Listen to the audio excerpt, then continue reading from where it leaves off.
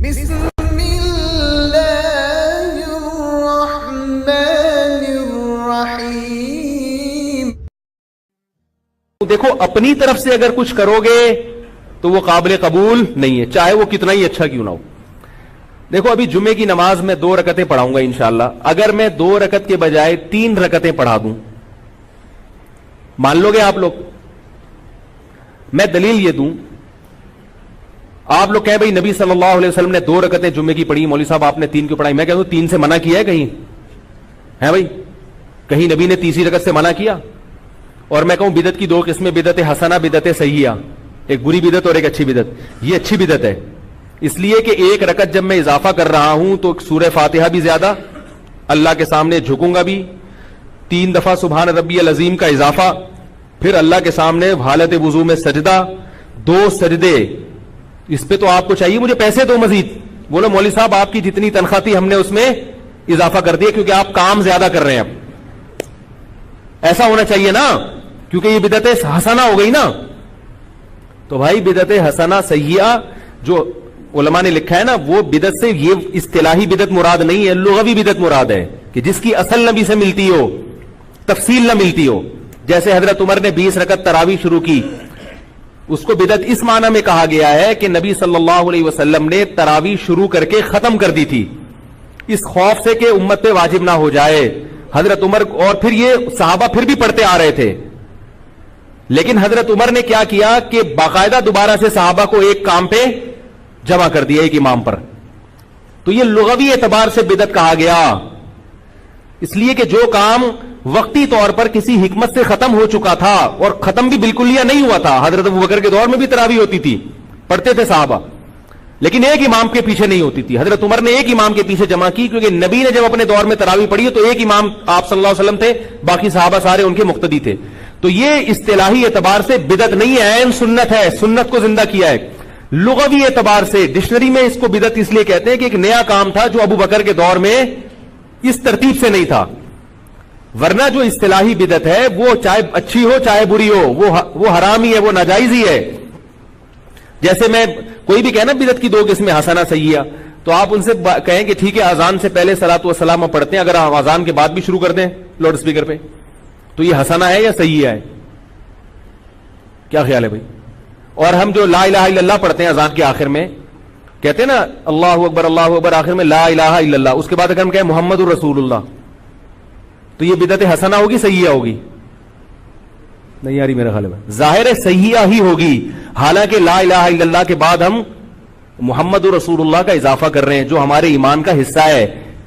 کیا خیال ہے؟ کلمے کی تکمیل نہیں ہوتی جب تک محمد کی رسالت کا اعلان نہ کیا جائے، مگر لا الہ الا اللہ پہ ہم بریک لگا دیتے ہیں.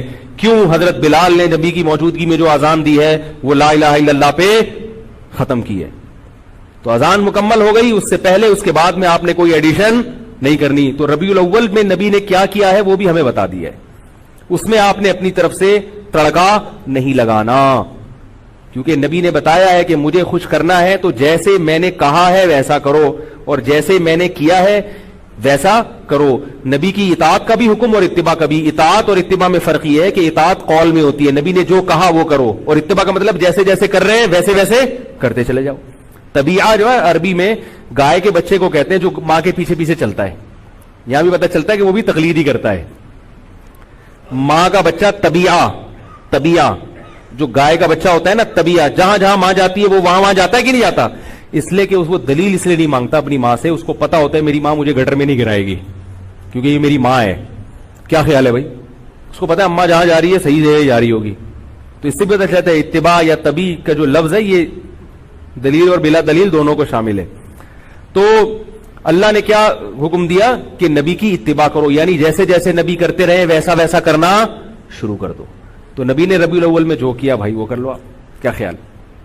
صحابہ کے دور میں تو یہ جلوس نہیں ہوئے اور اس طرح سے نہیں روڈ بلاک کیے گئے. نبی جب تہجد کی نماز پڑھتے تھے تو اس کا خیال کرتے تھے کسی کی آنکھ نہ کھلے. جب رات کو گھر میں آتے تو دروازہ اتنی آہستہ سے آواز دیتے، سلام کرتے کہ جو جاگ رہا ہے وہ سلام سن لے اور جو سو رہا ہے اس کی آواز سے آنکھ نہ کھلے. اتنا اہتمام کر رہے ہیں اور ہم ربیع الاول ایسے مناتے ہیں روڈ بلاک.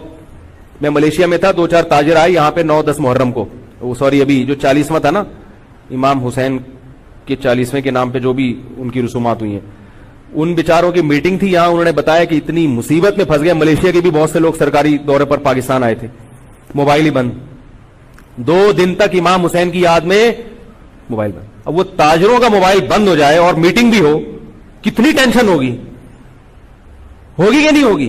ایک عذاب میں کہہ رہے یار پاکستان میں یہی مسائل ختم نہیں ہوتے، کبھی کون سا دن چل رہا ہے، کبھی کون سا دن چل رہا ہے، کبھی موبائل بند ہے، پوری قوم کے موبائل بند، ربیع الاول میں بھی. اور پھر خطرات کتنے ہوتے ہیں دہشت گردی کے، اتنے بڑے بڑے مجمع جب اکٹھے ہوں گے اور روڈ بلاک کر کے جلوس کی شکل میں جائیں گے. مجمع اگر ایک جگہ ہو نا اس کی سیکیورٹی آسان ہے، جب جلوس کی شکل میں نکلتا ہے تو دہشت گردوں کو بھی موقع مل سکتا ہے. ملک کے حالات کو دیکھا جائے اور شریعت کی تعلیمات کو دیکھا جائے تو کسی بھی طرح سے یہ چیزیں اسلام کے مزاج کے مطابق نہیں ہیں. ہاں آپ نے سیرت کے نام پہ جلسہ کرنا ہے وہ ضرور کریں. آپ جلسہ تو کبھی بھی کیا جا سکتا ہے، لوگوں کو اکٹھا کر کے نبی کی سیرت پہ بیان کیا جا سکتا ہے، مسجد میں بھی ہو سکتا ہے اور کہیں کسی کے گھر پہ بھی ہو سکتا ہے اور کوئی گراؤنڈ میں بھی ہو سکتا ہے، شادی ہال بھی بک کرا کے ہو سکتا ہے. رسول اللہ صلی اللہ علیہ وسلم کی سیرت کو بیان کرنے جیسے مسجد میں جائز ہے تو الگ سے کوئی جگہ ارینج کر کے وہ جلسہ کرنا بھی جائز ہے. ربیع الاول میں بھی جائز ہے، سفر میں بھی جائز ہے. اگر کوئی ربیع الاول میں کرتا ہے کہ بھائی اس مہینے میں کیونکہ نبی سے نسبت ہے تو بھی ٹھیک ہے، سفر میں بھی ہو سکتا ہے، ربیع الاول میں بھی ہو سکتا ہے، سب جگہ ہو سکتا ہے. کیا خیال ہے؟ باقی کام سے ایوائڈ کرنا چاہیے، تمام دوائیں بچوں کی پہنچ سے دور رکھنی چاہیے اور استعمال سے قبل بوتل کو اچھی طرح ہلا بھی لینا چاہیے. پھر بھی اگر آرام نہ آئے تو قریبی معالج سے رجوع کرنا چاہیے. کیا خیال ہے؟ یہ جو میں نے آخر میں جملہ کہا ہے نا، اس کا اس بیان سے بڑا گہرا تعلق ہے. اس کو آپ لطیفہ برائے لطیفہ نہ سمجھیں. دوبارہ نہیں سنا رہا، وقت بہت ہو گیا ہے، ٹھیک ہے؟ تو پھر بھی آرام نہ آئے تو قریبی معالج سے رجوع کریں. اللہ تعالیٰ سمجھنے کی، عمل کی توفیق عطا فرمائے.